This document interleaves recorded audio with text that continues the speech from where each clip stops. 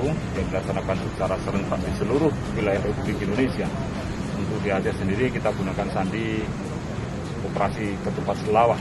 Nah, kegiatan ini akan dilaksanakan dari tanggal 6 sampai tanggal 17 Mei, di mana Kopda sudah menetapkan larangan untuk mudik. Berdasarkan Pak Gubernur, berdasarkan oleh Pak Kapolri, apa-apa yang nanti akan dilakukan. Jadi kita sudah siap melaksanakan kegiatan ini semua, termasuk kita juga tetap akan melaksanakan penyekatan-penyekatan di titik tertentu, khususnya di wilayah perbatasan dengan Sumatera Utara.